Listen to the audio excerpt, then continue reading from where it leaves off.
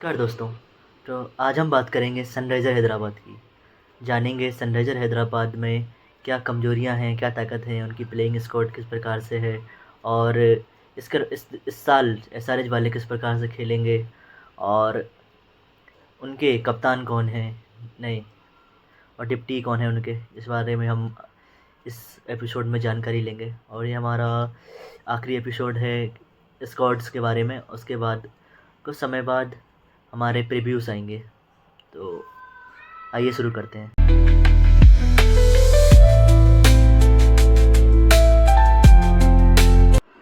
SRH जिन्होंने अपना आखिरी कप 2016 में जीता था, उस समय एसआरएच के कप्तान थे डेविड वार्नर, जिन्होंने आरसीबी को हरा के अपना पहला कप जीता था। और इस साल इस साल पहला जो एनकाउंटर है वो आरसीबी से है। सेम 2017 वाला एनकाउंटर है। उस समय बस फ़र्क ये था कि उस समय एसआरएच डिफेंडिंग चैंपियन थी और इस समय आरसीबी डिफेंडिंग चैंपियन है। तो 2016 में एसआरएच ने आरसीबी को 216 रन का टारगेट दिया था और आरसीबी जवाब में 208 रन ही बना पाई थी। और उस समय आरसीबी की शुरुआत तो अच्छी हुई, लेकिन वो एंड में चोक कर गए थे। और 216 रन तक पहुंचाने में सबसे बड़ा हाथ था बेन कटिंग का, जिन्होंने उस साल ह्यूमिडिटी को बचाया, सेव द ह्यूमिडिटी। और उन्होंने शेन वॉटसन के ओवर में 4 छक्के मार के स्कोर को 215 रन तक पहुंचाया था। उस साल उनके बॉलर भी अच्छे चल रहे थे और युवराज सिंह भी उनकी टीम में थे उस साल।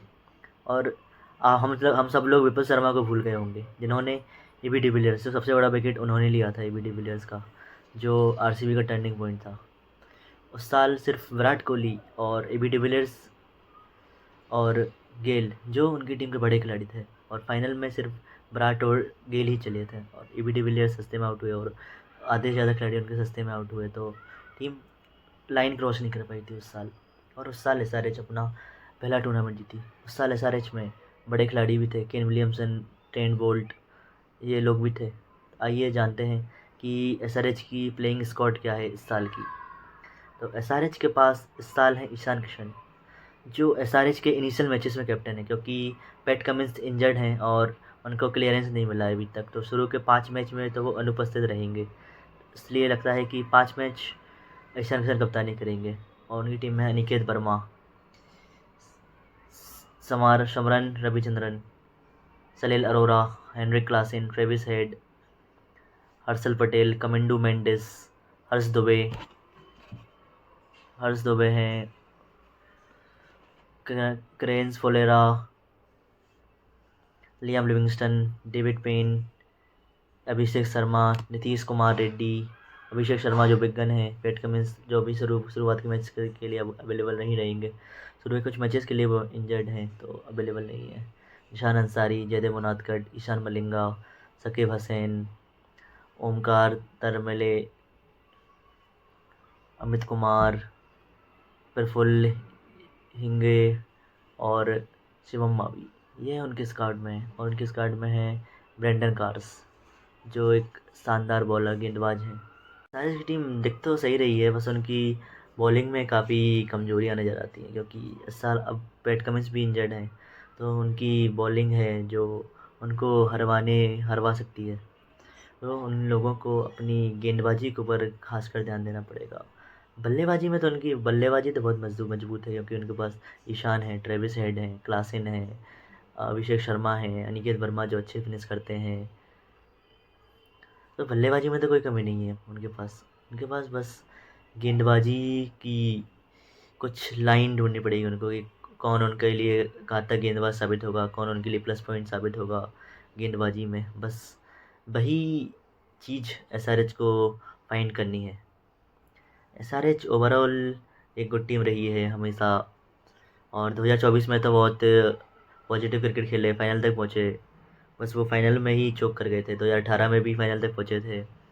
तो ऐसा नहीं कि एसआरएच कमज़ोर टीम है, एसआरएच एक अच्छी टीम है, लेकिन उन्हें अपनी रणनीतियों पर ध्यान देना होगा कि किस प्रकार से इस साल एसआरएच वाले अपना खेल दिखा पाते हैं और खेल में जौहर दिखा पाते हैं। तो ये एक सोचने वाली बात होगी एसआरएच की।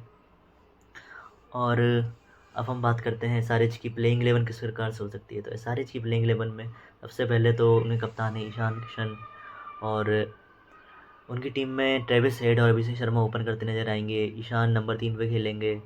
नंबर 4 पे बदलाव हो सकते हैं समय समय पे, कि कभी क्लासेन आएंगे, कभी अनिकेत वर्मा आ सकते हैं समय के हिसाब से, कभी नीतीश कुमार रेड्डी भी आ सकते हैं। तो मैं 4 पे नीतीश, 5 पे क्लासेन और 6 पे अनिकेत वर्मा को रखता हूँ।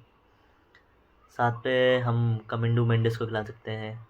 गेंदबाजी मजबूत करनी है हम लोगों को, तो 7 पे हम मेंडिस को खिला लेते हैं क्योंकि वो अच्छे ऑलराउंडर हैं। 8 नंबर पे हमें सोचना होगा कि किसको खिलाएं। 8 नंबर पे हम हर्ष दुबे को खिला सकते हैं, वो ऑलराउंडर हैं, अच्छे ऑलराउंडर हैं। लियाम लिविंगस्टन को भी खिला सकते हैं। तो अभी तक उनकी टीम में हमने 4 विदेशी खिलाड़ी उनके हो चुके हैं। इससे मिला के हमें बॉलर्स इंडियन बॉलर्स ही खिलाने होंगे। तो बॉलर्स में हम हर्ष दुबे, जिसान अंसारी, जयदेव उनादकट, हर्षल पटेल और शिवम आबी को भी खिला सकते हैं वैसे, क्योंकि वो भी अच्छे गेंदबाज हैं। तो ये उनकी 11 बनती है इस प्रकार से। और इम्पैक्ट प्लेयर में हम रखते हैं, इम्पैक्ट प्लेयर में हम डेविड पेन को रख सकते हैं। ऑलराउंडर में बैटिंग में अगर चाहिए हो तो ईशान मलिंगा को रख सकते हैं। गेंदबाजी में, गेंदबाजी की कमी वो पूरी कर सकते हैं ईशान मलिंगा। तो इस प्रकार से हम एसआरएच की प्लेइंग 11 तय करते हैं। उनकी इनिशियल मैचेस में इस प्रकार की प्लेइंग 11 कुछ देखने को मिल सकती है।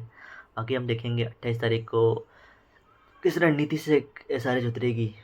इस साल उन्हें जीतने की रणनीति से ही उतरना पड़ेगा, क्योंकि उन लोगों ने 2024 में तो अच्छी बल्लेबाजी करी और फाइनल तक भी पहुंचे, लेकिन 2025 में अच्छा खेल नहीं दिखा पाए, क्योंकि वो 300 रन के पीछे पड़ गए थे। उनका टारगेट था 300 पार, 300 पार, लेकिन मेरे हिसाब से हमेशा 300 के पीछे जाके फ़ायदा नहीं है। पिच के हिसाब से हमें खेलना चाहिए, उन लोगों को भी पिच के हिसाब से खेलना चाहिए। अगर पिच थोड़ी सपाट है तो आप 300 के पार जाएँ। पिच अगर थोड़ी हरकतें कर रही है तो आप 180 और 200 रन भी बना सकते हैं। और देखें समझें कि किस प्रकार से आप अपनी गेंदबाजी इस्तेमाल करेंगे। और ईशान किशन जो है वो अंडर 19 फाइनल खेले हुए हैं, और झारखंड को सैयद मुश्ताक अली ट्रॉफी भी जितवाई है। तो ईशान किशन के पास कप्तानी का अनुभव तो है, उन्हें पता है कि किस प्रकार से कप्तानी करनी, किस प्रकार की टीम संभालना है। तो ये तो उनके लिए प्लस पॉइंट है कि ईशान किशन के पास कप्तानी का एक अच्छा अनुभव है, जो अच्छा अनुभव लेकर आते हैं ईशान किशन कप्तानी में। और अभिषेक शर्मा जो पंजाब की कप्तानी कर चुके हैं पहले, तो उनको भी थोड़ा बहुत अनुभव है खेलने का, किस प्रकार से कप्तानी कर सकते हैं। तो कप्तानी का अनुभव और वाइस कप्तानी का अनुभव तो उन लोगों के पास है। बस देखते हैं कि किस प्रकार की कप्तानी वो लोग करेंगे और टीम को किस प्रकार से आगे बढ़ाएंगे। तो यही देखने वाली बात होगी। और आज के लिए इतना ही, और आगे हम देखते हैं अगले प्रीव्यूज़ में क्या होता है, कौन जीता कौन हारा, इन सब की हम चर्चाएं करेंगे और जानेंगे कि हार की वजहें क्या थी, किस प्रकार से जीते, प्लेयर ऑफ द मैच कौन बना, प्लेयर और बेस्ट बॉलर कौन है उस मैच का। ये सारी बातें हम अगले एपिसोड्स में करेंगे और मज़े भी आएंगे आगे। और बस इतना ही कहना है कि देखना ना भूलें क्रिकेट एनालिसिस बाय नमन। और बाकी हंसते रहें, मुस्कुराते रहें। मार्च एंड नहीं हो रहा है, परसों रामनवमी है, तो आप लोगों को रामनवमी की हार्दिक शुभकामनाएं। और अपना ध्यान रखें। बाय, नमस्ते।